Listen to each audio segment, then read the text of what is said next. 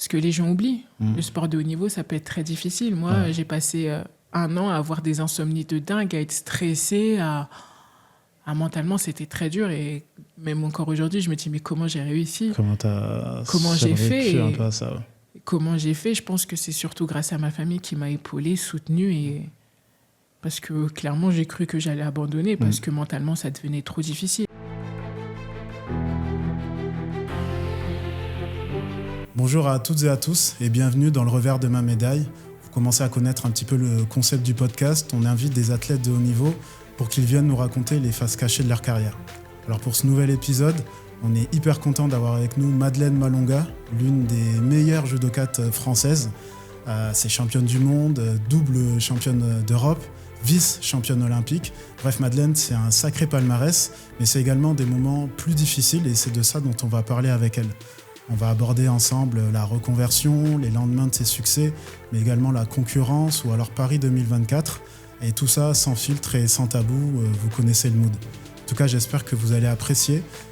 D'ailleurs, merci d'être autant à nous suivre. N'hésitez pas à aller vous abonner si ce n'est pas fait et à aller mettre 5 étoiles sur les plateformes de podcast. Je me répète, mais ça nous aide énormément à nous faire connaître. Sur ce, je vous laisse vous installer confortablement. Je vous souhaite une belle écoute et bienvenue encore dans le revers de ma médaille. Salut Madeleine, bienvenue dans le podcast Le revers de ma médaille et puis merci d'avoir accepté l'invitation, c'est très cool. Comment tu vas ? Déjà, salut Gaël, merci pour ton invitation. C'est super cool d'être présente avec toi aujourd'hui. Tu me connais un peu. J'aime beaucoup les podcasts, donc je pouvais pas dire non. Trop cool. Bon, tu seras à l'aise et tout, donc c'est normalement super. Ça va. Après, je sais que c'est filmé, donc à tout moment. De toute façon, on peut couper tout ça, donc il y a pas de galère et tout. Je voulais savoir un truc d'entrée. Enfin, je l'ai dit dans l'intro. J'ai dit judokate, mais est-ce que ça se dit ? Normalement, on dit judoka. D'accord. Ok. Parce qu'on se demandait et tout, est-ce que judokate, non, ça se dit ? judoka. Ok. Super. Je vais te présenter très rapidement pour, j'imagine qu'il y en a qui te connaissent, mais peut-être d'autres un peu moins. Tu as 31 ans, tu es né en région parisienne, dans le Val d'Oise. Tu es judokate, du coup, dans la catégorie des moins de 78 kilos. En individuel, tu as été championne du monde, vice-championne olympique, double championne d'Europe, double championne de France aussi. Par équipe, tu as aussi été double médaillée olympique, notamment en 2024 à Paris, et championne d'Europe. J'oublie des trucs, non ? Non, t'as tout dit. T'es une machine. Ça. En vrai, c'est un joli palmarès. Ça va être un vrai sujet, je pense. Une machine, oui et non. Malheureusement, j'ai cru longtemps qu'on était des machines, mais malheureusement, non. On est juste des humains qui faisons des choses un peu exceptionnelles. C'est clair. Parce qu'on est conditionnés depuis très jeune, mais on reste avant tout des humains. T'es quand même fier de ton parcours et tout, j'imagine, là, tes accomplissements, ton palmarès. C'est un truc, t'arrives à prendre du recul aujourd'hui sur ce que t'as fait ou pas encore Oui, je prends vraiment beaucoup de recul. J'arrive à être fière. Ouais. C'était pas facile, mais oui, j'arrive maintenant à être fière de mon parcours. Et en même temps, je me dis que c'est pas fini. Il reste Los Angeles 2028, où j'ambitionne de continuer au moins jusqu'à LA. Donc oui, je suis fière, contente déjà de ce que j'ai fait. Et hâte aussi des nouvelles choses qui arrivent la c'est suite. clair, tu vas nous raconter. Ça fait aussi partie des choses qui m'intéressent, moi, chez les sportifs, comment ils voient la suite. Parce que c'est vrai on nous identifie vraiment comme athlètes, mais on se demande pas ce qui peut se passer après, parce qu'il y a une vie aussi autour, il y a une vie après. Donc, trop cool, tu vas nous en parler aussi après. Ouais. Comment ça a commencé le judo pour toi ? Alors moi, ça a commencé à l'âge de 8 ans. De base, je faisais de la danse. Okay. Et la salle de danse était dans la même salle municipale que le judo. Okay. Et tout bêtement, ma voisine faisait du judo. Et parfois, nos mamans nous amenaient, puis l'autre nous ramenait, et puis parfois on s'attendait. Et voilà, en fait, je regardais, et puis je me suis dit, tiens, je vais essayer. Et puis j'ai accroché. Voilà, t'as accroché tout. Il y a un truc qui t'a plu particulièrement ou pas vraiment ? C'est au fil du temps. Déjà, il faut savoir que moi, j'ai commencé le judo, j'avais 8 ans. Je pense que peut-être 5-6 mois après avoir commencé, j'ai commencé les compétitions. Okay. Donc, loisir, vraiment. Okay. Et j'ai fait 1 an de compétition où je n'ai pas gagné un combat. Ah ouais ? C'est long. Ouais, mais vraiment. Okay. Et en fait, je me suis rendu compte, je parlais avec ma famille et on se remémorait ça. En fait, je perdais chaque combat. Ah ouais. Mais vraiment. Dur. Mais pourtant, je repartais à chaque fois qu'il y avait une compétition, je repartais. Et c'est vers la fin de l'année, je me rappelle encore, je pense que c'est ça le déclic qui m'a fait continuer. Parce que moi, j'ai pas rêvé... le rêve d'être championne du monde, tout ça, c'est venu quand même assez tard. Okay. Mais cette fameuse compétition arrive vers la fin de l'année et en fait, je gagne enfin un combat. Et je marque hippon, donc je projette vraiment mon partenaire sur le dos. Et jusqu'à présent, je me rappelle encore de la sensation que ça m'a fait. Ok, ça a un déclic un peu. Ouais, ce truc de la gagne, de faire tomber son adversaire, Je me rappelle encore que la salle, elle a applaudi et tout, c'était un truc de dingue. Ouais, et j'étais que 3e, hein. Okay. Mais pas dernière. Du coup, mais oui, et je pense que c'est là, moi, mon déclic. C'est vraiment... je fais du judo, mais en fait, c'est que j'aime profondément me dépasser, j'aime profondément gagner. Et c'est ça qui m'anime. Franchement, cool. J'adore faire de la compète et faire tomber les filles et gagner. Et il y a un sentiment à la fin où je suis trop fière de moi. Et tu parlais un peu de ta famille, ils t'ont pas mal accompagné. Ils te suivaient, j'imagine, les samedis, les dimanches. Ils étaient derrière toi, quoi. Ouais, j'ai de la chance. Franchement, je le dis à chaque fois, mais ma famille, c'est vraiment mon pilier. Ils m'ont toujours accompagnée, ils m'ont toujours soutenue, mes frères et sœurs, mes parents.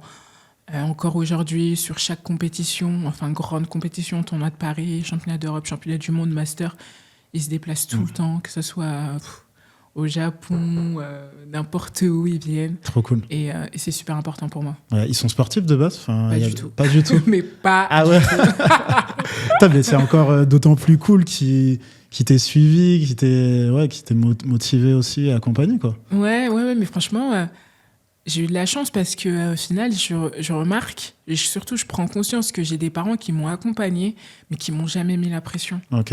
Ouais. Ils ont toujours été là, ils m'ont toujours soutenu, parfois un peu poussé, mais jamais en mode pression, il faut que tu y ailles. Non. Et franchement, ça, c'est trop cool. Ouais, surtout en ce moment, là. Moi, je suis du foot et t'as les projets Mbappé. Ah ouais, projet Mbappé, mais pas du tout mes parents. Mais oui, ils m'accompagnaient.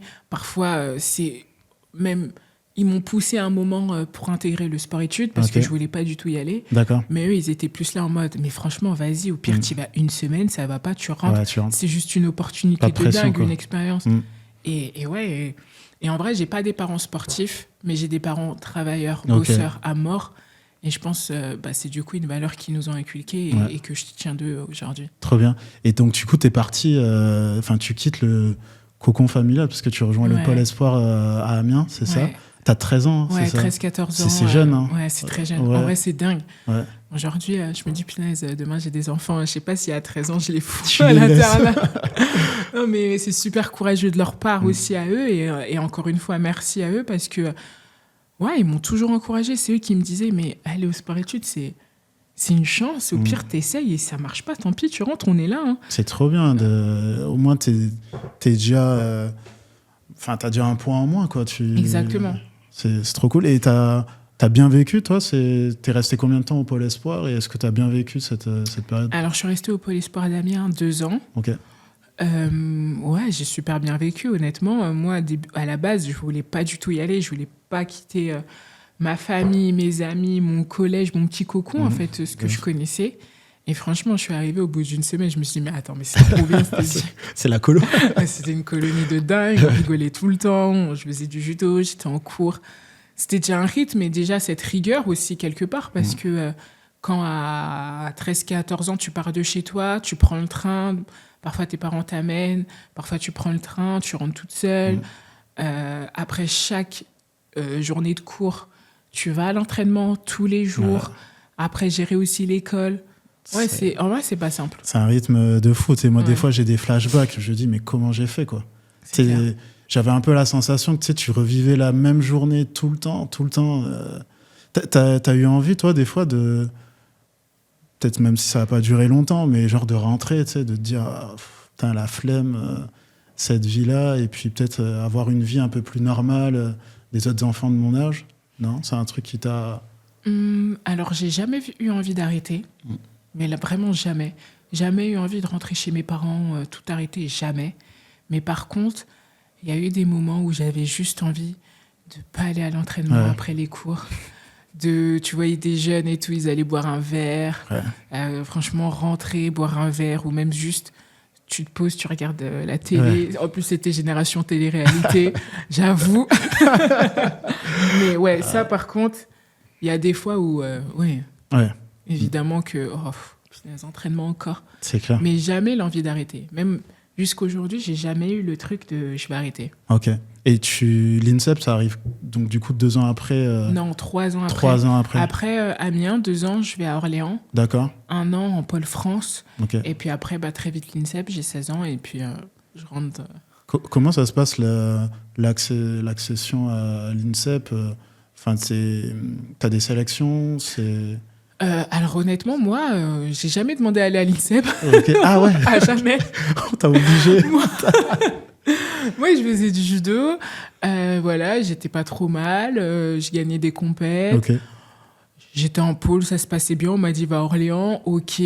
Orléans, je m'attendais pas à rester qu'1 an. Généralement, on reste 2-3 ans. Okay. Et puis, en fait, on m'a dit, bah voilà, tu vas intégrer l'INSEP l'année prochaine. Bah écoute, vas-y. Et puis voilà, c'est à Paris.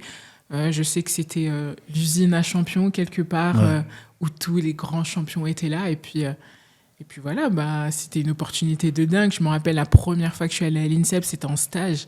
Mais j'ai halluciné. J'ai croisé Christine Aron. Ah ouais, ah là, j'en pouvais plus. Eunice Barber, mais en plus, moi, j'adore l'athlète. C'était vraiment mon sport que j'aurais rêvé de faire.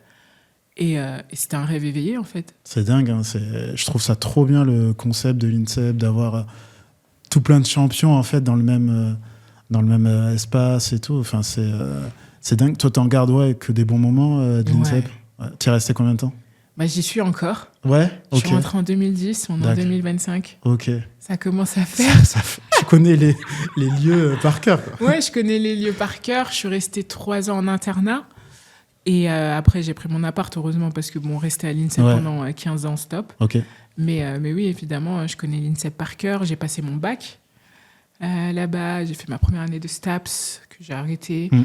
Et puis, je me suis entraînée encore et encore. Et c'est là-bas qu'est né... Enfin, tu disais que tu avais tout de suite eu envie de gagner. Tu étais animé par ça. Est-ce qu'à l'INSEP, ça s'est décuplé un peu du fait d'avoir autour de toi d'autres compétitrices aussi? Ou est-ce que ça a été un peu la même motivation que depuis que tu étais petite? Non, en fait, quand je suis arrivée à l'INSEP, donc déjà, c'est la grande maison des champions, waouh, incroyable. Et en fait, j'étais tellement naïve. Sur quoi? Parce que là, je me suis dit, oh waouh, punaise, moi aussi j'ai envie d'être une championne. Mais je me rendais même pas compte une seconde de tout ce que ça allait demander. Et du travail, autant physique, technique, mais énormément mental que ça allait me demander, parce que je suis une fille très douce au fond, très gentille, et peut-être parfois même trop gentille. Donc quand tu rentres à l'INSEP, tu commences à voir le monde du haut niveau commencer. Ouais, un monde un peu cruel. Bah oui, quelque part cruel, parce que au judo, il y a une place par catégorie, pour un championnat d'Europe, un championnat du monde, pour les Jeux. Donc forcément, il faut faire sa place. Et puis je suis dans une catégorie où j'ai l'impression que depuis la nuit des temps, il y a une concurrence de dingue. Quand c'était pas les Céline Lebrun avant, après il y a eu Audrey Tcheméo, à un moment il y avait Lucie Louette. Moi j'arrivais, je pensais que, vu que j'avais toujours gagné, que ça allait se faire vite. Mais au final, je rentre en 2010 et ma première sélection, elle est en 2015. Et mon premier titre ou médaillée européenne, mondiale, tout ça, c'est mon titre de championne d'Europe en 2018. Ouais. Donc, quelque part, 8 ans, il faut s'accrocher. Ouais, et en plus, je rentre à l'INSEP. Moi, j'ai été surtout confrontée aux blessures. Je crois que pendant 3-4 ans, j'ai été blessée chaque année, peut-être 4-5 mois. C'était des longues blessures? Oui, après, ça ne nécessitait pas d'opération, donc ça allait. Mais au début, j'ai eu les épaules, pas mal de tendinite et surtout, moi, les genoux. Les ligaments latéraux internes, je m'en suis fait pas mal. D'accord. Mais pas d'opération. Ok, donc c'est beaucoup de renforcement à faire. Exactement, de kiné, d'attelle pour une mobilisation pendant 6 semaines. Et tout le temps, quoi. Ça s'arrête pas. Ouais, et puis en même temps, j'étais dans un rythme junior, un peu senior. Donc, quand tu es entre deux eaux comme ça, ta saison ne s'arrête jamais. Il n'y a pas trop de pause. Tu parlais de concurrence. Tu as déjà été témoin d'épisodes qui t'ont assez marqué un peu dans ta carrière ou pas forcément? Oui, toujours. Forcément. Hein. De toute façon, la concurrence, elle est toujours là. Déjà dans le sport, dans la vie aussi, quelque part, il y a toujours cette rivalité. Je pense qu'aujourd'hui, quand un employé veut un poste ou quoi, il va sûrement être en concurrence. Déjà, pour avoir son travail, il va être en concurrence avec d'autres personnes. Après, elle est connue ou pas tout le temps. Pas toujours, pardon. Mais oui, depuis toujours, j'ai toujours su que le judo, c'est un milieu concurrentiel. Donc, que ce soit dans ma caté ou autre, j'ai toujours vu des moments de concurrence. Ouais.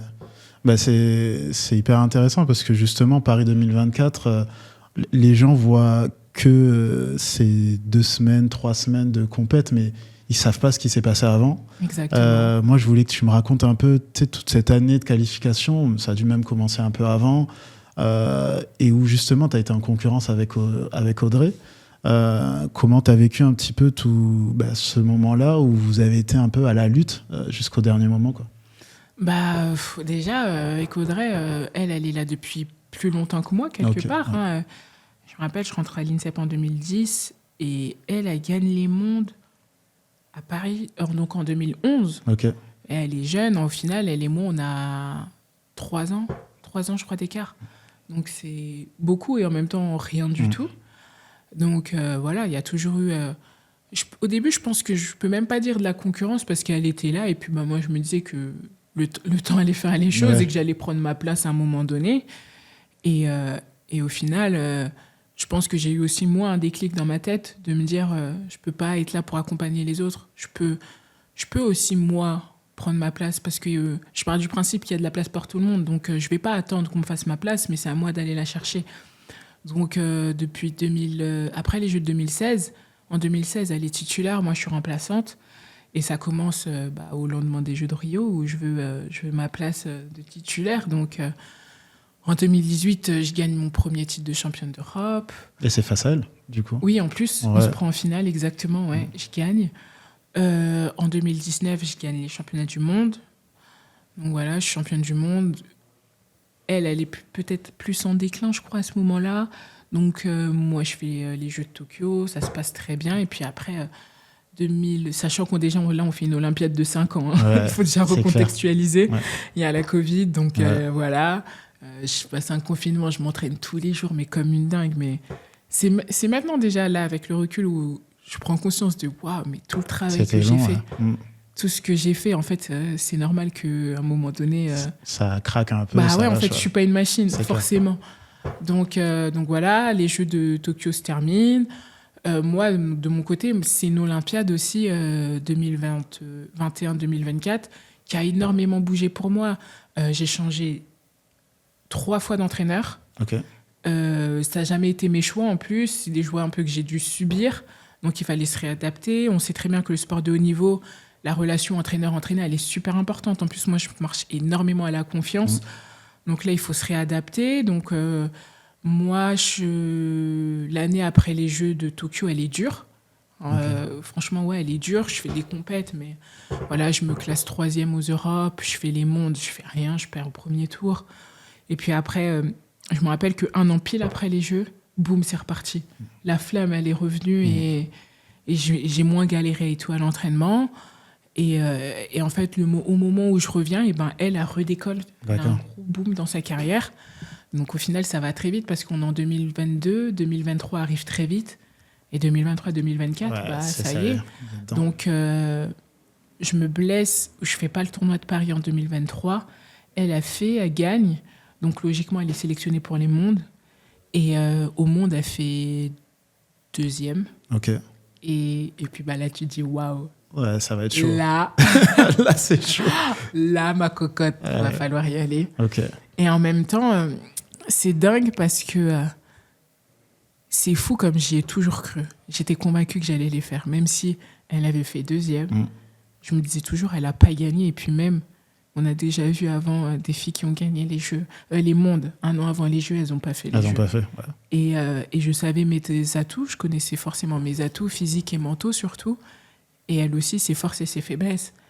Et je savais que quelque part, en étant derrière elle, c'est plus difficile parfois d'être numéro 1 et de maintenir sa place. Ouais, de chasser plutôt que d'être chasseur. D'être chassé, voilà, chassé ou chasseur.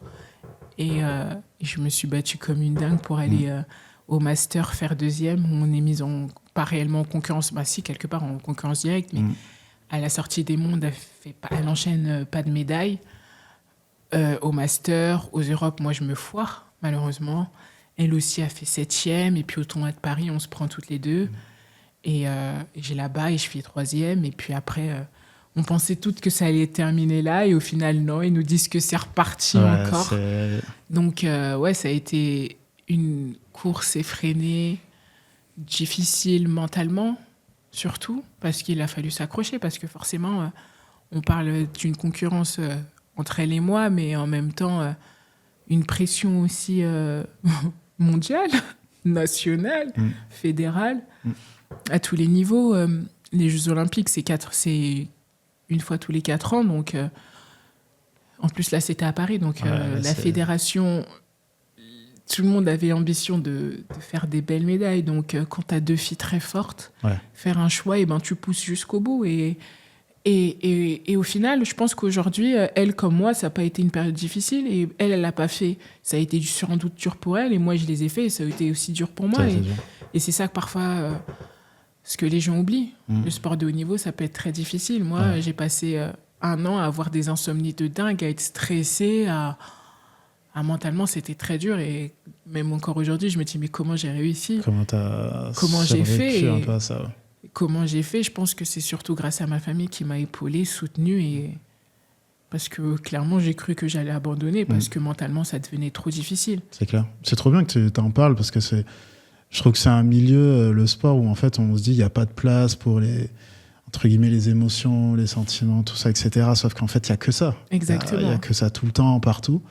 Et puis là, le fait que je trouve que tu libères la parole sur ce monde-là de la concurrence qui est présent dans tous les sports, je trouve que c'est top. C'est rafraîchissant même, tu vois, de se dire... en fait, oui, ça existe et il y en a qui en parlent, qui mettent des mots dessus. Cette relation avec Audrey, c'était quoi votre relation ? Vous vous croisiez Oui, on se croise tous les jours. C'était cordial, c'était non, pas de relation. Il n'y a pas de relation, tout simplement, parce qu'aujourd'hui, je pense que c'est peut-être plus difficile pour elle, parce que c'est quelqu'un qui a été... elle est là depuis 2011, comme je disais, donc je pense que c'est pas évident... pour quelqu'un d'avoir été au top et de se faire passer devant par la petite fille qui venait chuter pour toi pendant presque 5-6 ans. Donc, évidemment que c'est pas évident.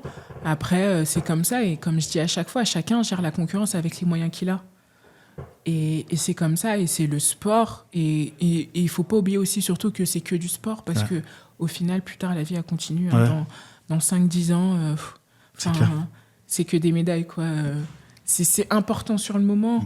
C'est quelque part notre vie et je l'entends et je le comprends. Et moi-même, je suis la principale actrice de ça, mais c'est que du sport. Et ça, merci ma famille de me le dire à chaque fois, de me dire « Hé, Mado, c'est bon, quoi. » Dans tous les cas, on va pas s'arrêter de manger demain, on va pas s'arrêter de vivre.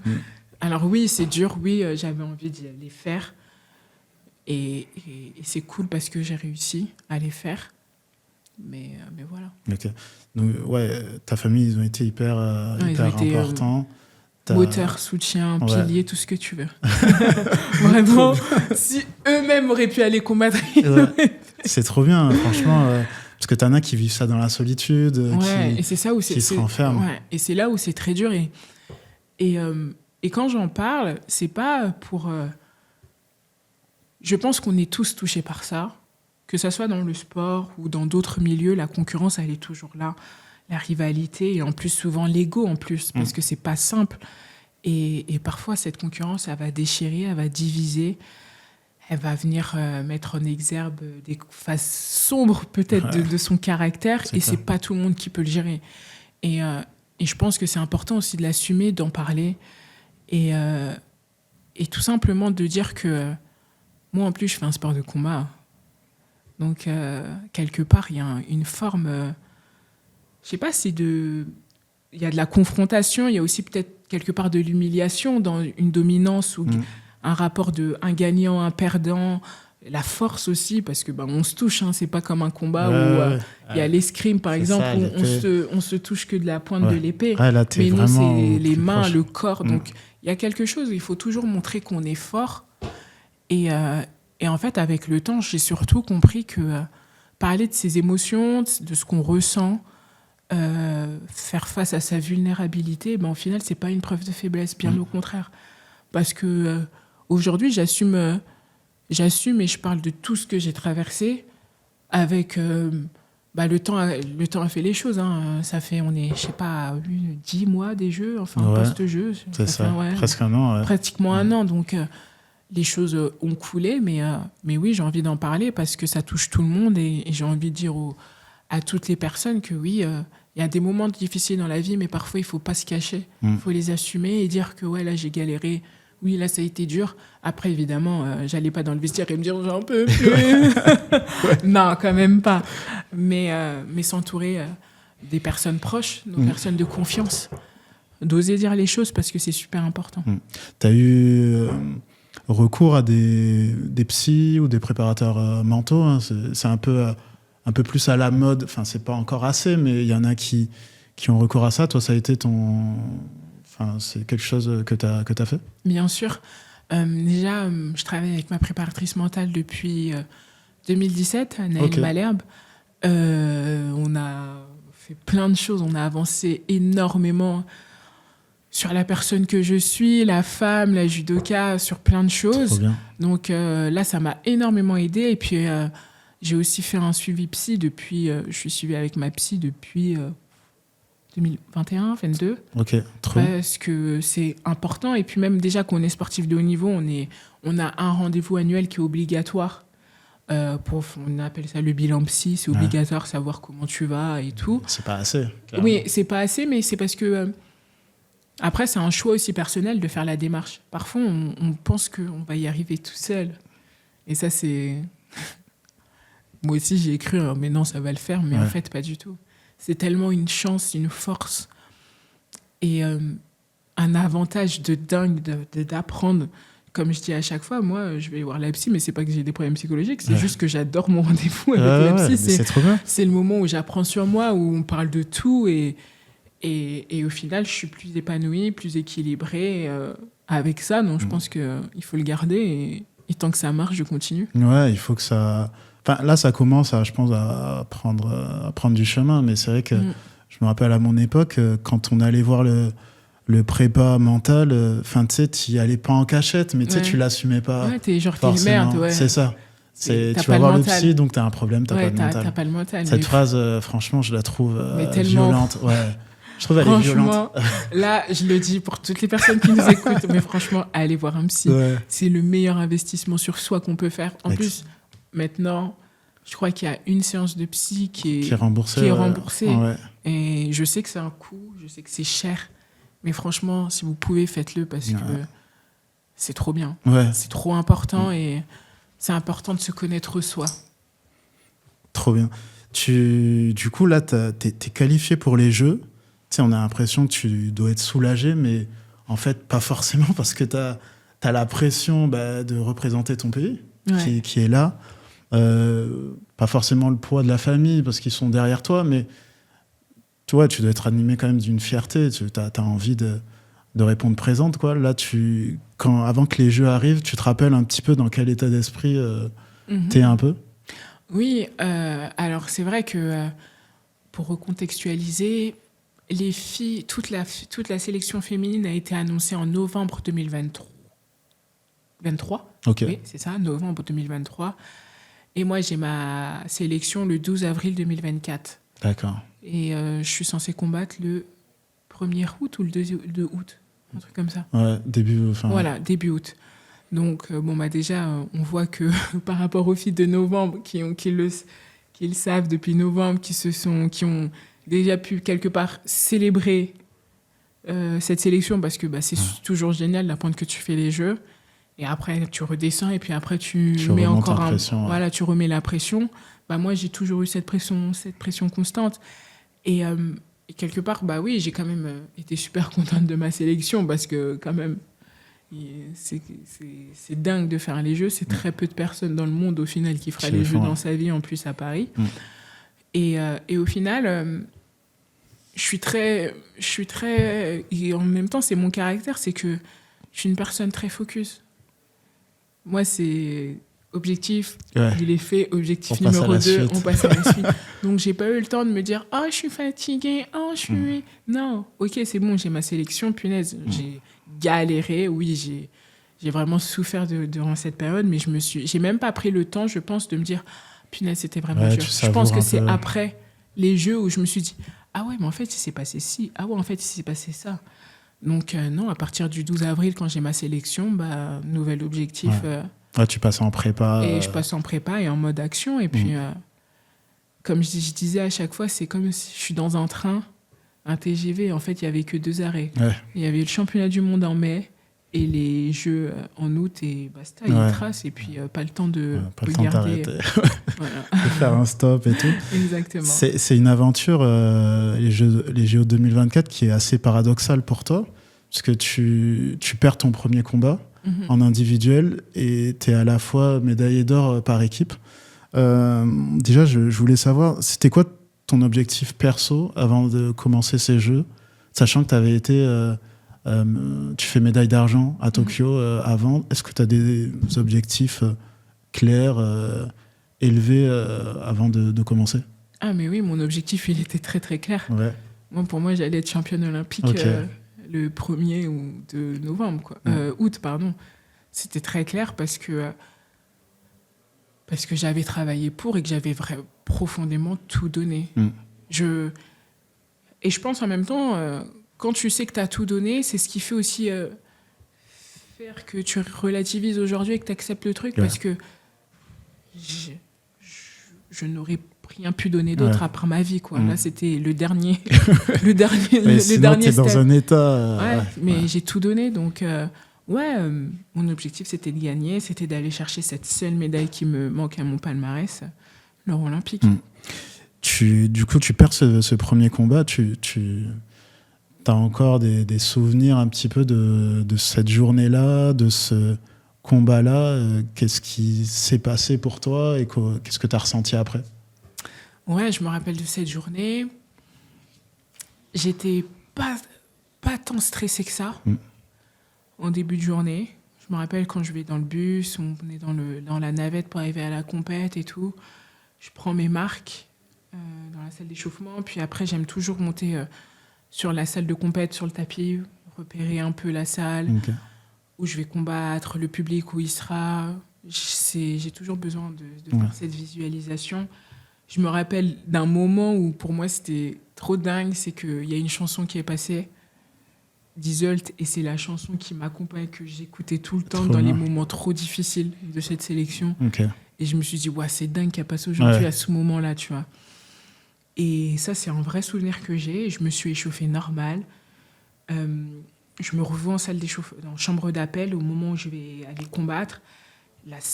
L'ambiance, elle est folle. Là, je sens que la pression, elle monte un peu.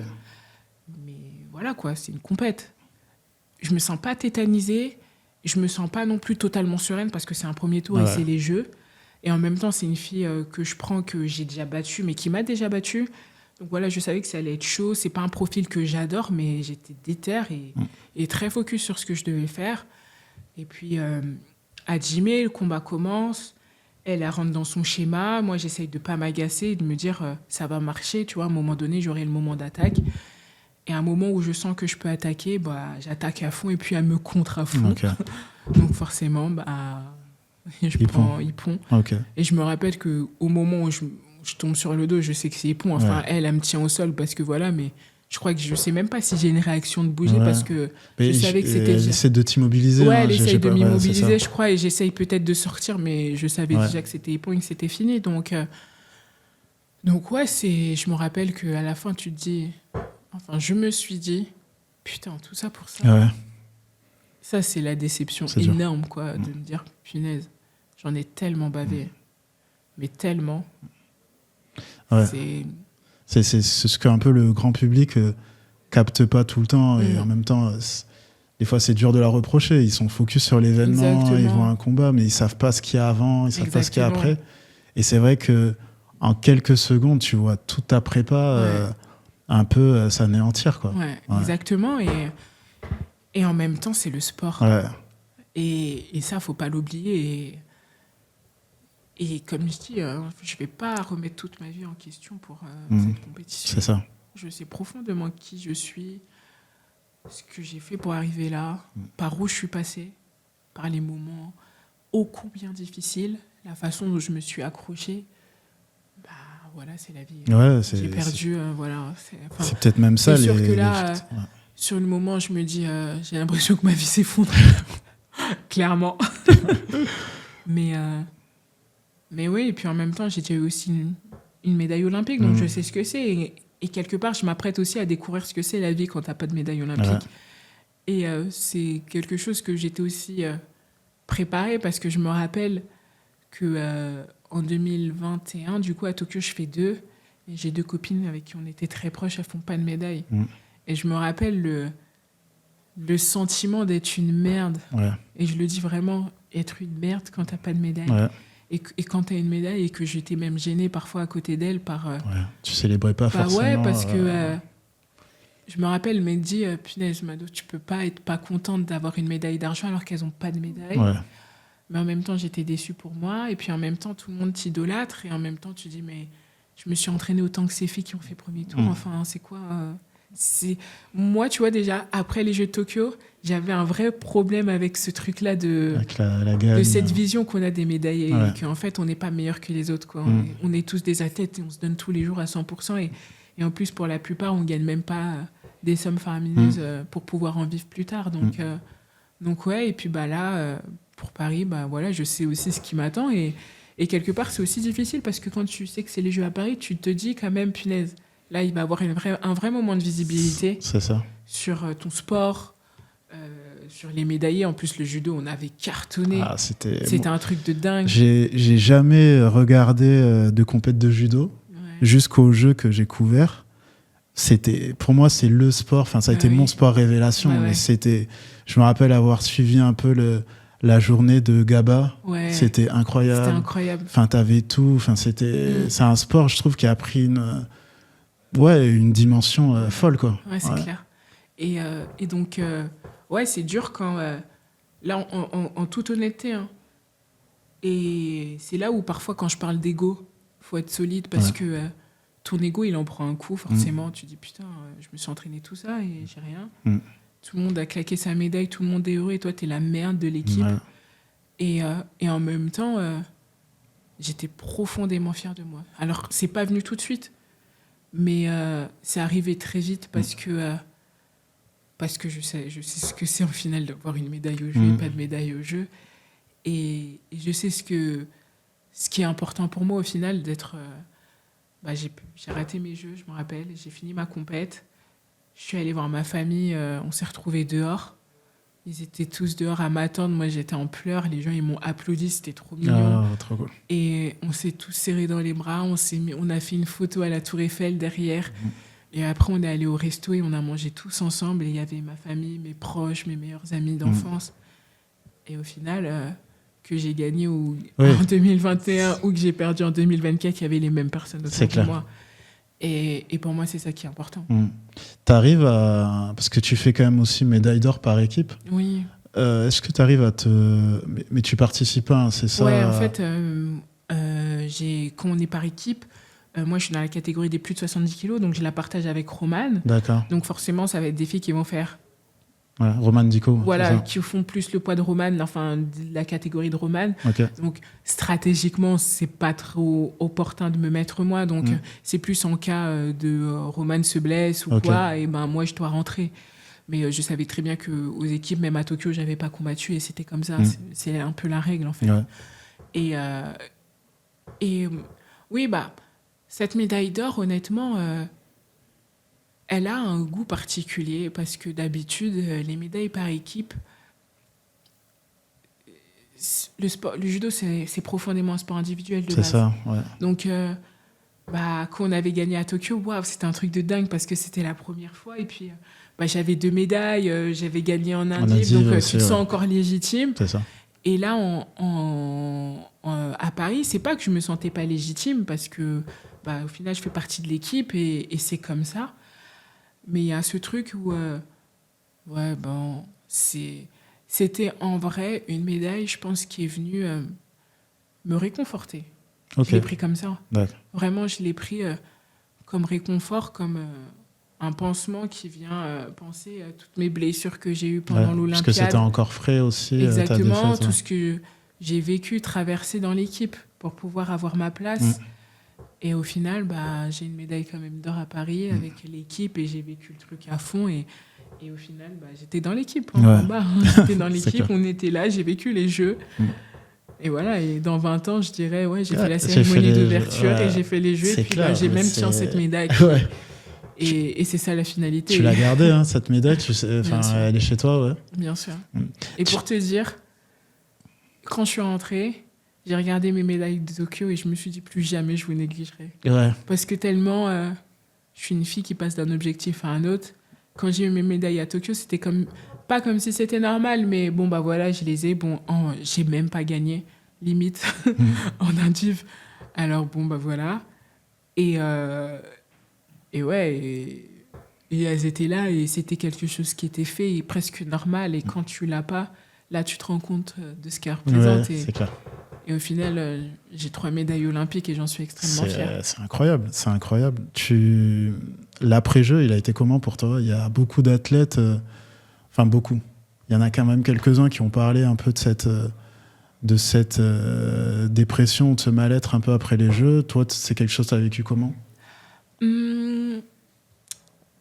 Alors, je ne sais pas si j'étais dans le déni, mais j'en ai parlé. J'ai fait des séances avec ma psy, avec ma préparatrice mentale dessus, mais j'avais tellement tout donné, mais vraiment tout, que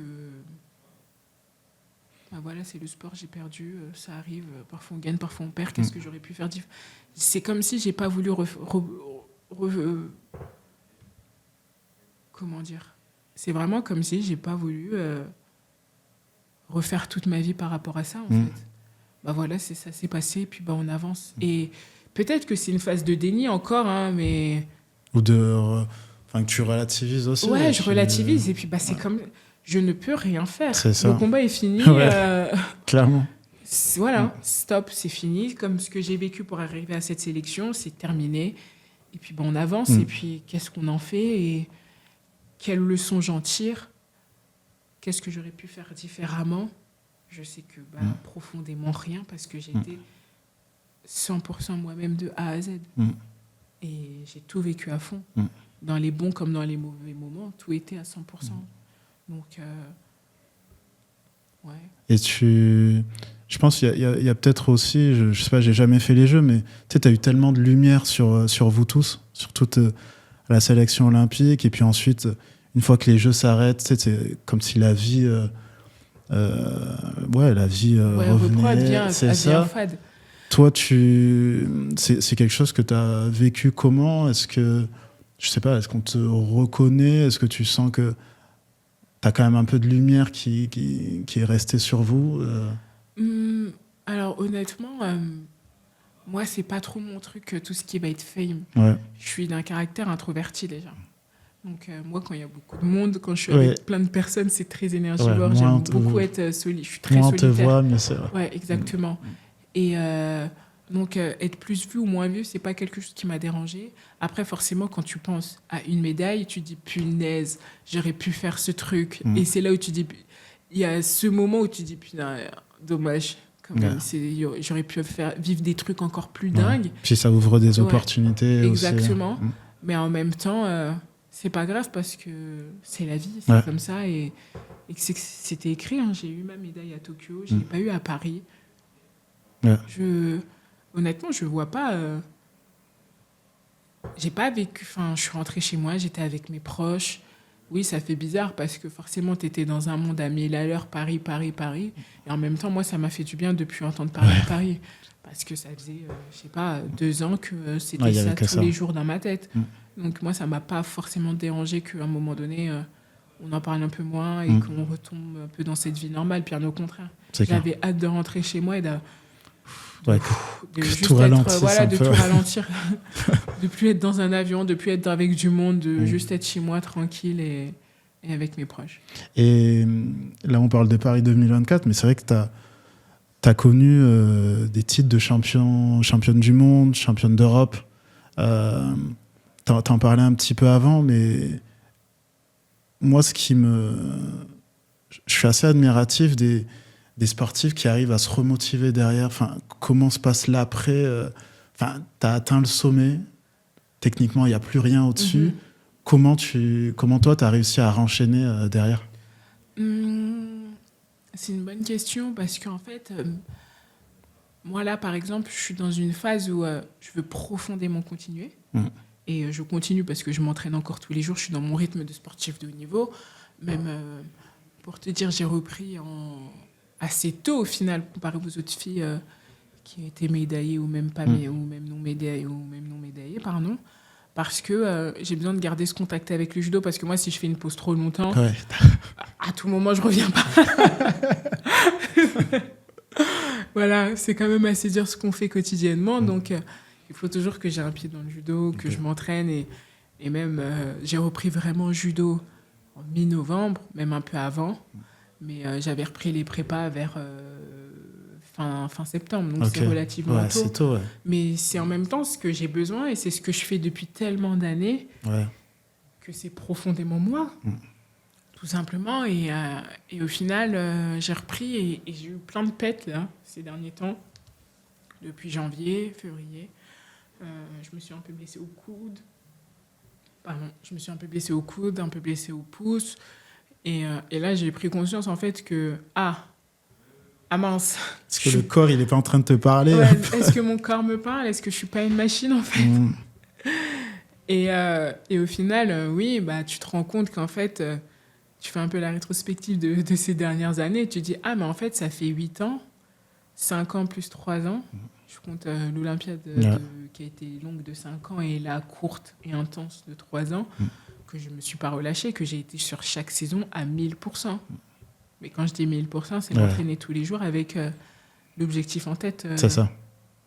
Et en fait, là, j'étais dans une phase où, waouh, qu'est-ce que je fais ? Est-ce que là, on doit repartir en compète ? Mais je ne me sentais pas encore alignée. Et au final, avec mon entraîneur de club, on a discuté et on s'est dit, pourquoi se mettre la pression à repartir tout de suite à faire une saison là ? Et je me suis dit, oui, en fait, c'est vrai, c'est moi qui décide. C'est pas parce que tout le monde repart, parce que on est, tu vois, c'est toujours comme un train-train. C'est ça. Et puis on est configuré pour que, de septembre à décembre, ça va. Janvier à la fin de l'année, on est à 1000%. À fond, et c'est comme ça. Et au final, oui, avec mon entraîneur, on s'est dit, pourquoi faire la saison ? Continuer à t'entraîner, à retrouver cette envie, cette énergie. Et puis même cette flamme, cette faim que j'ai quand je vais combattre, parce que déjà, je pense que je suis une profonde combattante. Quand je vais combattre, chaque fois je me regarde, je me dis, mais comment je suis ? Enfin, c'est pas moi, mais je suis profondément animée dans ces moments-là. Et là, j'ai pas cette flamme qui a repris du feu encore. Ouais, donc tu prends le temps. Je prends le temps et au final, au moment où on a acté de ne pas faire les compètes là, qui arrivaient début mai et juin sans doute, et là j'ai déjà ressenti l'adrénaline. Et je me suis aussi appuyée de mes expériences précédentes où après les Jeux de Tokyo, j'avais eu aussi cette baisse de régime où pile 1 an après les Jeux, là c'était reparti. Cette envie quotidienne et tout, parce qu'en fait c'est vraiment dur ce qu'on nous demande. D'être à fond, de battre, de combattre, d'être à fond, de vivre la pression, d'être performante. Mais malheureusement, on n'est toujours pas des machines. T'es un peu... C'est clair que tu étais un peu entre deux, tu es programmé pour ça, et puis en même temps, tu sens que des fois, c'est c'est difficile. C'est pas ce que ta tête et ton corps te dit, quoi. C'est clair. Ouais. Et en même temps, je profite aussi de cette année pour prendre du temps pour moi. Je fais une formation. Moi, je me suis formée à la préparation mentale. Ok, trop bien. J'ai un diplôme en executive coaching à HEC que j'ai fait après les Jeux. Et là, je me suis inscrite à Dauphine pour faire un master en management, en coaching, en leadership et en coaching d'équipe. Okay. Donc, ça me fait aussi un souffle. Moi, j'ai vraiment besoin d'être vraiment à l'équilibre dans ma vie. Autant le judo, c'est méga important, mais autant ma vie perso, il faut que ça soit autant important. Et je pense que c'est ça qui me fait maintenir le cap, aussi l'envie d'être performante, parce que quand il y a eu des moments qui étaient plus difficiles, même l'année des Jeux, où c'était très dur le judo, il y avait ma vie privée, ma vie pro-perso qui reprenait le lead, et ça me permettait de pouvoir avancer et d'équilibrer les choses. Ouais. Donc je suis profondément quelqu'un qui a besoin d'être épanoui dans plusieurs domaines. Donc je suis confiante, mais c'est un choix aussi qui demande, je pense, de la maturité, de la connaissance de soi et aussi du courage, parce que c'est pas facile quand il y a 7 catégories, il y a 7 filles qui ont fait les Jeux, et puis les 6, ça reprenne déjà au taquet. Et puis toi, tu es seule à dire « Ah ouais, mais moi, je suis pas prête. » Les entraîneurs, en fait, je vais faire pas une pause, mais je vais pas faire de compétition là. Je vais continuer à m'entraîner comme je m'entraîne là. Je m'entraîne tous les jours. Je suis... En vrai, demain, je peux en compète, je suis prête, je peux aller combattre. Mais c'est juste moi, ma tête, j'ai envie d'être équilibrée, et surtout... je savais que si je reprenais maintenant, 2028, j'étais pas sûre d'aller jusqu'au bout, parce que j'allais forcément péter un câble à un moment donné. C'est clair que parce que tu vas être reparti là dans un cycle jusqu'à 2028 et tout. Ça a été tout de suite après les Jeux de Paris 2024. C'était un objectif déjà clair pour toi. Ouais. Tu voyais déjà LA au bout, quoi. Okay. Ah oui, moi, franchement... Même encore aujourd'hui, mon entraîneur, il me dit c'est génial avec toi, parce que toi, après chaque séance, tu vois, c'est toujours mieux. Et je dis même moi, je sens que c'est profondément pas fini. J'ai encore envie. Vraiment, franchement, c'est fou. Et je me demande même, quand tu es championne du monde, quand tu as été championne d'Europe, le fait d'arriver à se remotiver, c'est dingue. Hein. Enfin, franchement, t'en as plein qui, une fois qu'ils ont atteint le top, mais ils s'arrêtent et ils disent, en fait, voilà, j'ai fait tous ces efforts, j'ai réussi, et puis... Oui. Non, mais c'est vrai, parce que, en plus, moi, ce qui me ferait vraiment kiffer, c'est d'être championne olympique. Alors, évidemment, si demain on me dit, t'es championne d'Europe, tu es championne du monde, je prends, je serais super contente aussi. Ouais. Mais le truc que j'ai vraiment pas, c'est ça. Et donc, tu dis, punaise, là, c'est vraiment dans 4 ans. Ouais. Donc, il faut que je parte dès maintenant, en 2024, à fond, pour aller jusqu'en 2028. Et en fait, c'est là où tu te dis, non, c'est un marathon, et donc quelque part, il faut être stratégique. Et puis, n'oublions pas qu'en 2023, j'allais pas aller au jeu. Donc, rien n'est fait. Et tout est possible.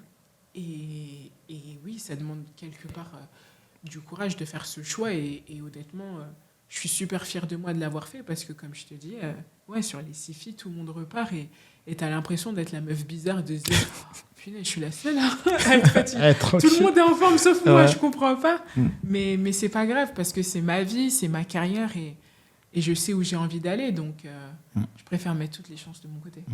Je voulais savoir, parce que c'est vrai que le judo, c'est un sport où tu as des catégories de poids. Toi, comment tu vis cette partie-là, parce que ça implique des régimes, des pesées, on était avec un boxeur, Jérôme Thomas, qui nous expliquait aussi ce que ça impliquait pour la boxe. Est-ce que vous, dans le judo, c'est un peu pareil ?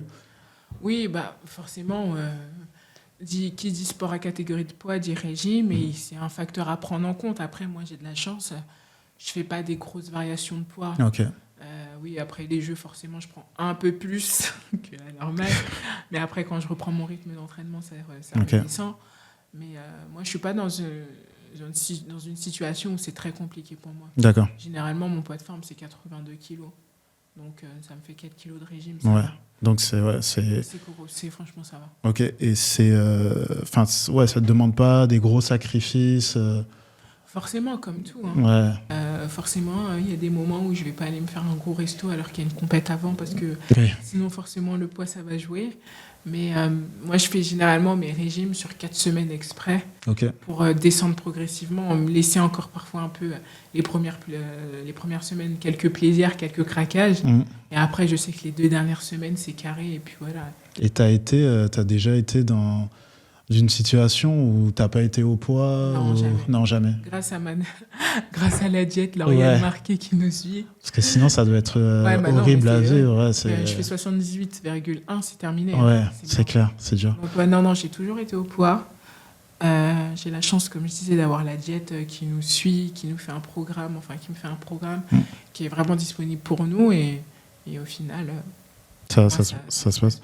Et après, tu as ce besoin, pas forcément toi, de craquer, un peu de te récompenser de tous ces moments de sacrifice que tu as fait sur ça ou... Si, forcément. Ouais. Je me rappelle que plus jeune, j'avais des phases où c'est soit j'étais au régime, soit j'étais en roue libre. Ok, d'accord. Ouais, mais vraiment, c'est normal. Hein, ah, vraiment, j'étais soit au régime, soit en roue libre. Mais c'était pas très bien, au final. Mais peut-être mentalement aussi, c'est là où... Après, c'est tellement dur. Après, bon, moi, c'est vrai que je suis très gourmande. J'ai vraiment un truc avec le sucre aussi. Donc, voilà, je fais quand même gaffe. Mais j'essaye quand même de manger équilibré. Et je me posais une question aussi, en tant que femme, est-ce que, mais par rapport à ces contraintes un peu de poids, est-ce que tu es attentive un petit peu au regard, tout ça? Est-ce que c'est quelque chose qui est difficile pour toi à gérer? Déjà, en tant que femme, dans un sport à catégorie de poids, il y a plein de facteurs à prendre en compte. Il y a déjà le premier, nos cycles menstruels. C'est ça. En fonction de la phase où tu te situes dans ton cycle et de la compétition, à quel moment elle va être, ça va être super important pour gérer ton poids. C'est pour ça que je dis souvent que je fais sur 4 semaines, parce qu'à un moment donné, dans les 4 semaines, je vais avoir mes règles, soit je vais être en mode ovulation, ou je vais faire de la rétention d'eau. Donc ça, déjà, c'est obligatoire. Après, on peut parler aussi, je pense, de la phase après le régime, où du coup, tu es toute sèche et tout, et puis à un moment donné, tu exploses. Et donc, tu as des variations de poids. Après, moi, perso, j'ai pas des grosses variations de poids. Moi, je le vois sur mon visage quand je suis vraiment au régime au poids et pas du tout. Mais après, voilà, ça va. Ouais. Honnêtement, moi, ça va. Et pour d'autres de tes coéquipières? Bien sûr, je sais que pour d'autres, ça peut être plus difficile à gérer. Et puis, en tant que femme, sport et catégorie de poids, judo, on est aussi musclé, il y a une part où les codes aujourd'hui, et encore je trouve qu'aujourd'hui ça se démocratise beaucoup, les femmes musclées, qu'on voit, on ne fait pas partie des standards. Ouais. Mais oui, aujourd'hui ça se démocratise et moi perso, j'ai aucun problème avec ça. Pendant très longtemps, j'ai détesté mes bras, mes épaules. Et aujourd'hui, franchement, t'es OK avec ça, c'est trop cool. Oui, je suis musclé, c'est mon outil de travail. Et puis si ça te dérange, écoute, tant pis. C'est clair. Franchement. Ah ouais, t'as raison. Et je me demandais aussi, c'est un sport où c'est beaucoup de répétitions, en fait. C'est des gestes que tu dois connaître par cœur et donc tu dois faire encore et encore. Comment t'arrives à trouver la notion de plaisir dans le fait de répéter? Tu sais, ça doit user peut-être un peu des fois, non? Oui, c'est clair. Alors, c'est vrai que parfois, c'est assez redondant.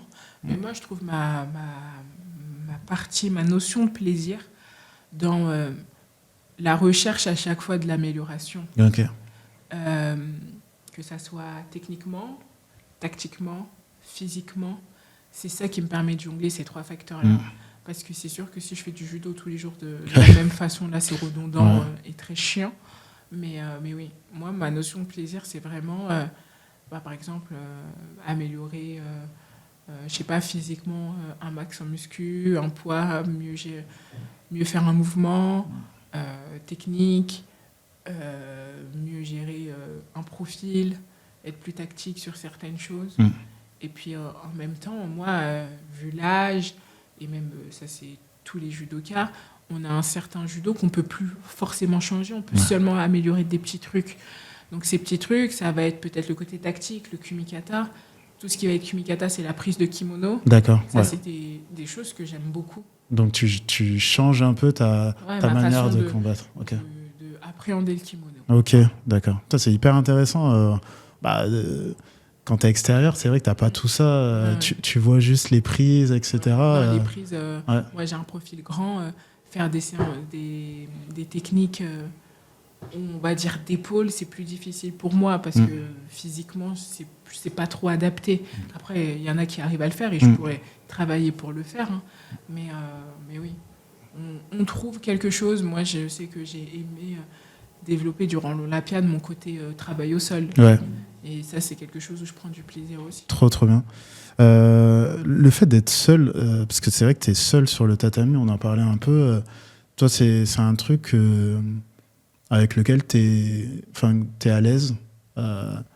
Moi, je sais que j'ai toujours baigné dans les sports co, mais des fois, je me suis imaginé faire des sports individuels ou tennis, judo, etc.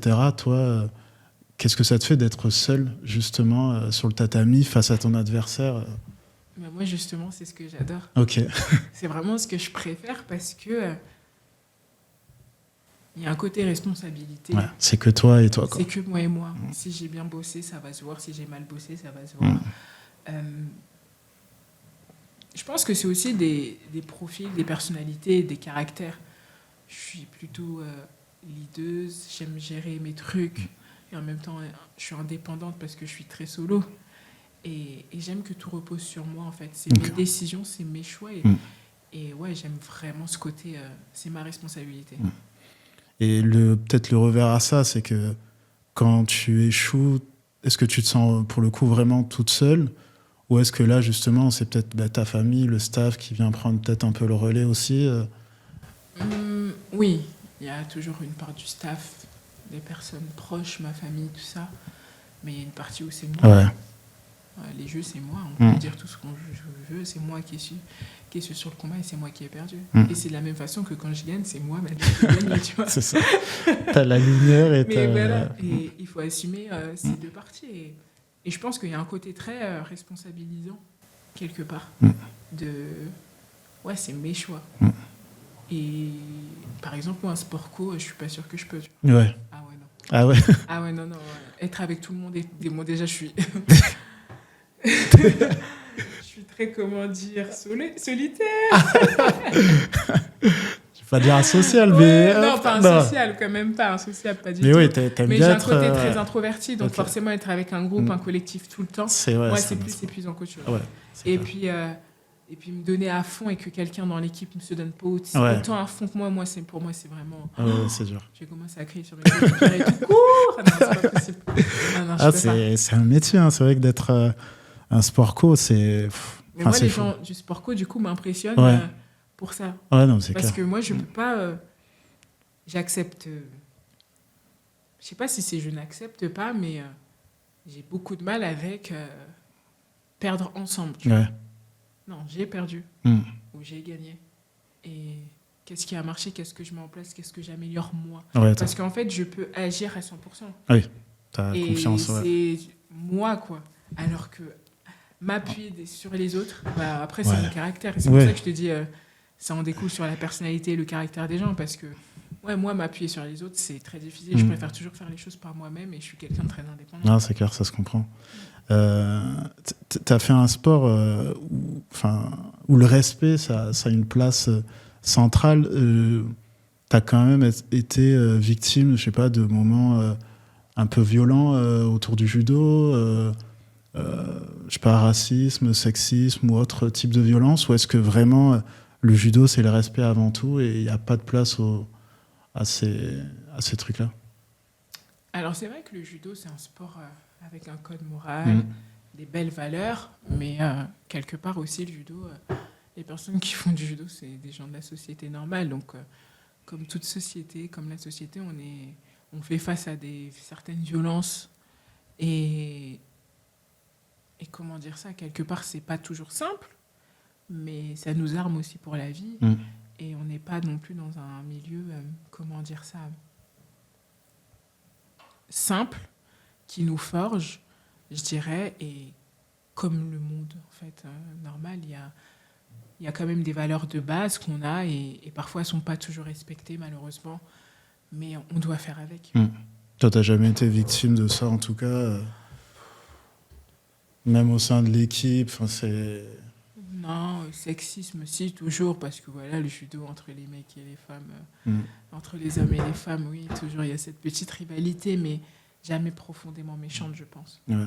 Et c'est justement la médiatisation du judo féminin et masculin, tu la situes comment? Tu penses qu'il y a encore des efforts à faire ou est-ce que c'est quasiment kiff-kiff? Moi, de l'extérieur, j'ai l'impression que c'est l'un des sports qui est le mieux équilibré. Exactement. Ouais. Nous, on a le même nombre de catégories, le même temps de combat. On fait des épreuves mixtes.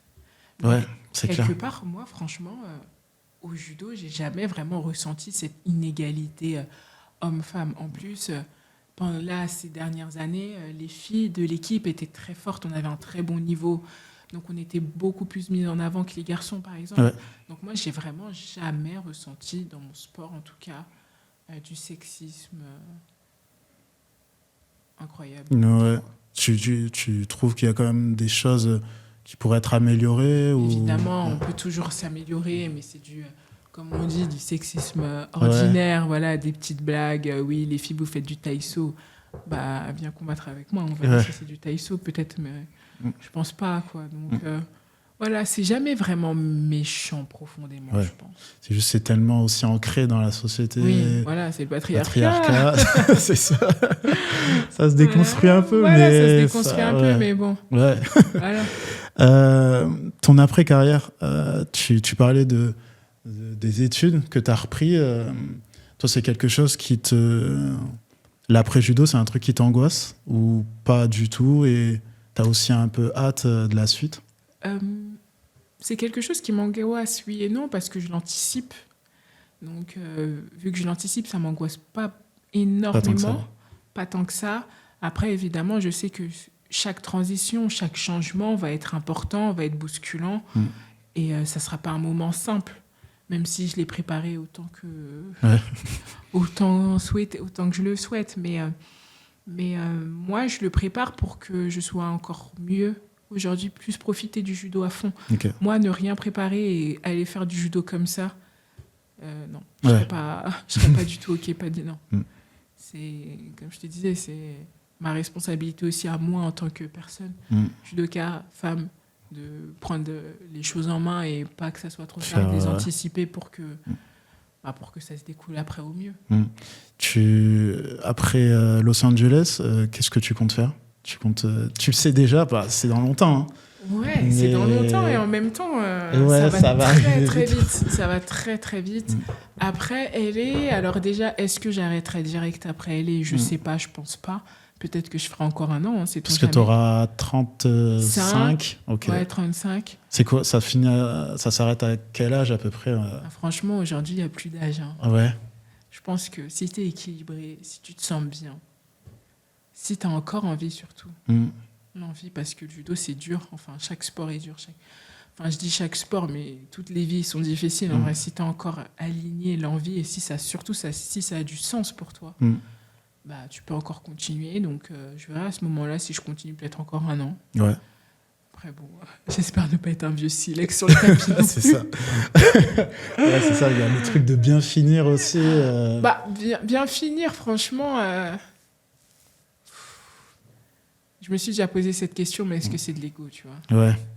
Parce que, donc là, si j'arrêterais, j'ai mal fini parce que j'ai raté mes jeux. Mais en vrai, j'ai pas réellement raté. Enfin, j'ai juste perdu, mais ça fait partie du sport. Donc, qu'est-ce que je... C'est pas... Après, c'est propre à chacun, hein, le bien finir. Mais j'espère en tout cas finir ma carrière en étant épanouie et en étant... tout autant aligné que je le suis là. Que le plaisir, soit toujours là, quoi. L'envie et aussi un alignement entre ma tête, mon cœur et mon corps, de me dire j'ai fait plein de choses et je suis fière de moi, et même si demain ça a moins marché, c'est pas grave parce que j'avais déjà fait des choses super et et la vie continue. Ouais. Du coup, en parlant de tes études, du coup, tu as repris tes études, hein, c'est ça? Oui, enfin, je les ai jamais arrêtées, mais c'est juste que je me permets de faire des études plus après les Jeux à chaque fois, où c'est plus relax. Et donc là, tu fais quoi exactement Je fais un executive master à Paris-Dauphine en management. D'accord. Et coaching, leader coach et coaching d'équipe. Trop bien. C'est en présence, c'est en présentiel. D'accord. Enfin, je peux aussi, c'est commodal, donc donc en fonction de tes compètes et exactement, tout. Exactement, je peux faire les deux. Et plus tard, j'aimerais bien accompagner.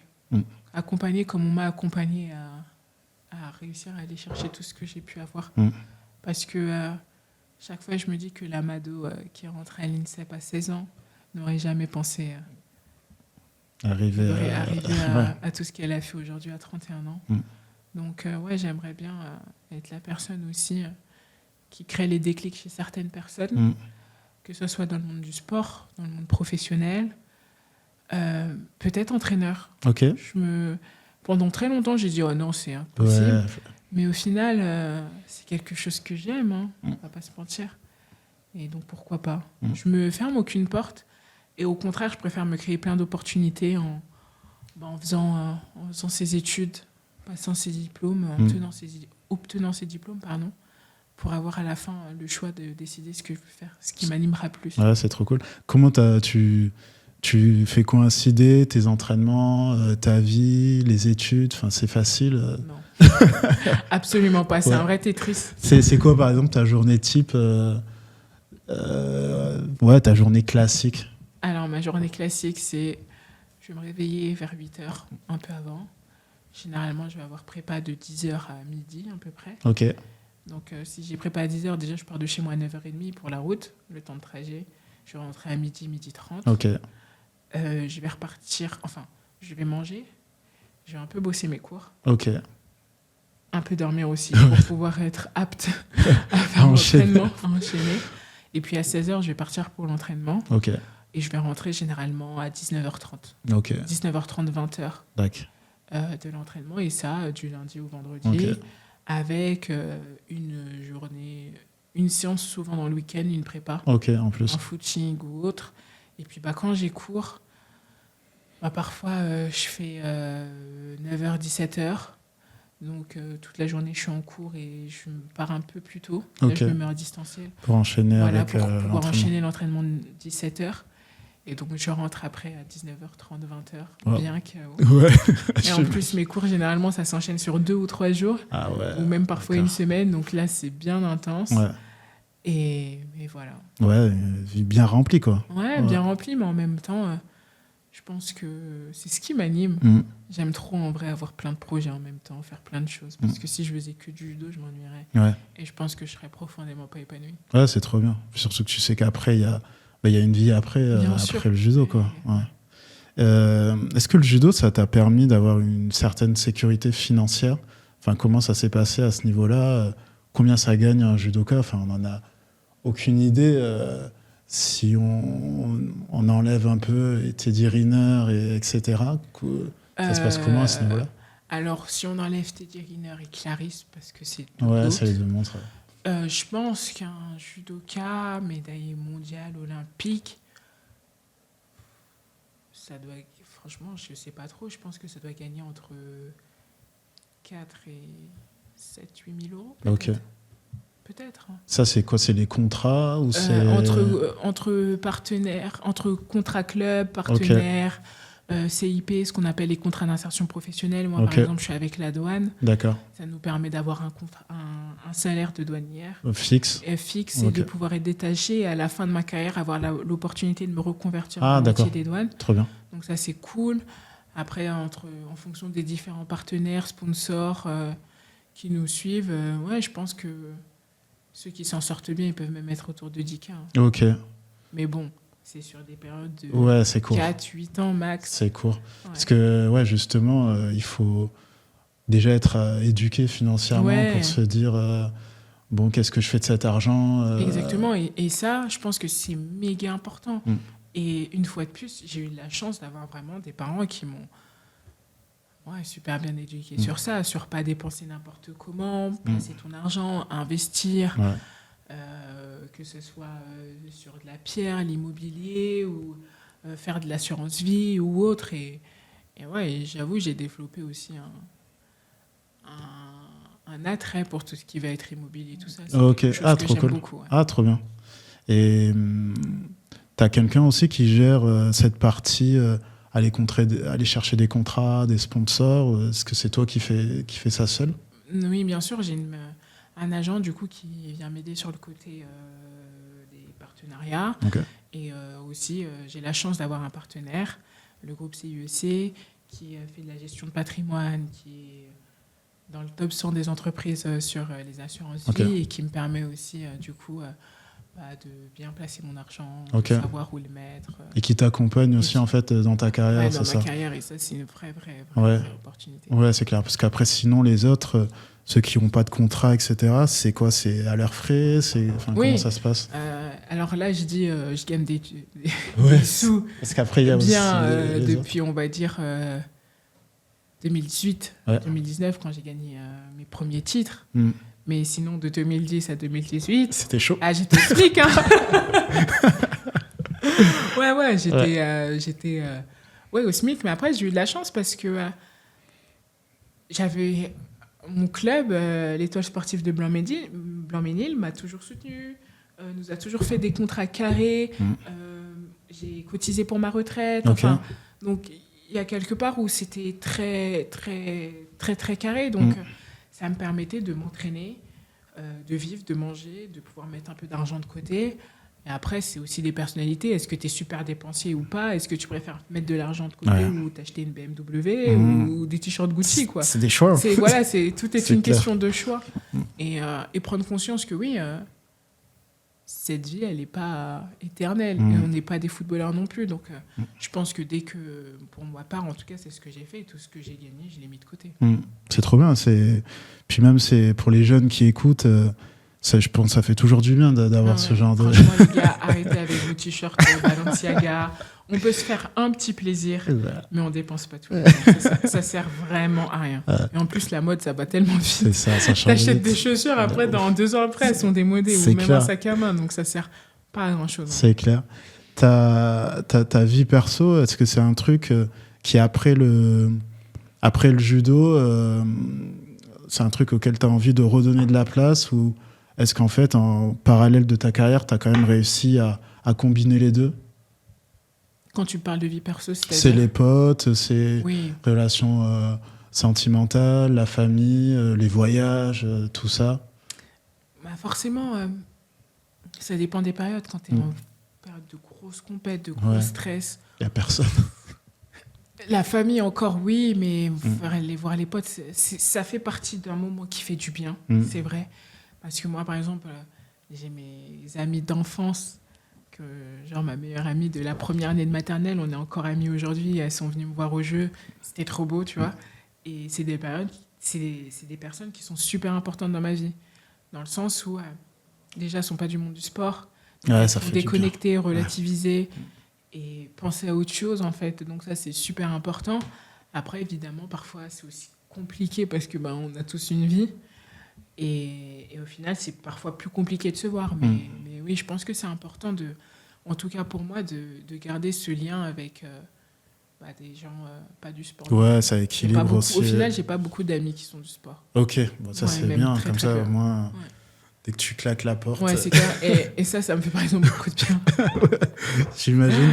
Je sais pas, il y a des voyages, il y a des trucs que tu aimerais faire une fois que tu n'auras plus le judo dans ta vie, des projets que tu n'as pas pu mener pendant ta carrière? Pas forcément. En vrai, je me suis jamais interdit trop de choses pour le judo, parce que quand on a des périodes de compète, je me rappelle d'un super beau voyage que j'ai fait avec mon petit frère en Tanzanie, on a fait un safari, c'était trop bien. Peut-être un peu plus voyager. Et je pense que je donnerais plus dans tout ce qui va être association caricative, tout ça. Parce que au final, quand tu fais du judo, ça te prend beaucoup de temps et redonner encore, pour moi, je donne pas comme je pourrais donner encore plus de mon temps, forcément. Donc, je pense que Au final, ça sera plus ça, je pense, que je Trop ferai bien. de plus. Ouais, trop cool. Ma dernière question, c'est si tu avais une sportive de haut niveau ou un sportif de haut niveau là devant toi, un jeune qui veut se lancer, ce serait quoi le conseil que tu aimerais lui donner pour que ça le suive un peu pendant tout son parcours? Un conseil, juste un. C'est dur, hein. Juste c'est dur. Ouais. Je pense que je lui dirais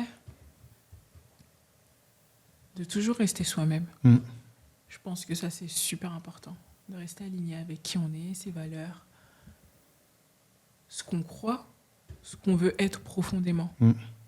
Et peu importe si par moment tu sembles être l'ovni du groupe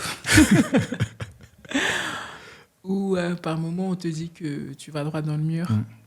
Non, je pense que faut rester soi-même, croire en soi, croire en ses rêves et d'y croire jusqu'au bout. Ouais. Et en vrai, on dit pour un sportif de haut niveau, mais c'est valable pour toutes les personnes. Totalement, c'est clair. Non, c'est un super conseil, je valide. Comme je dis souvent, ne te travestis jamais pour te faire aimer des autres. C'est clair. Parce que ça sert à rien. C'est une belle conclusion. On arrive à la fin. Ça va, t'as passé un bon moment? J'ai passé un bon moment, c'est passé super vite. C'est passé trop vite. C'était cool, merci. J'espère que ça vous a plu.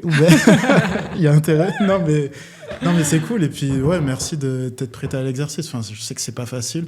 Toi, t'en as peut-être un peu plus l'habitude de t'ouvrir, de te dévoiler autant et tout. Mais j'avoue que c'est pas facile à faire, surtout dans un domaine comme le sport où on te demande...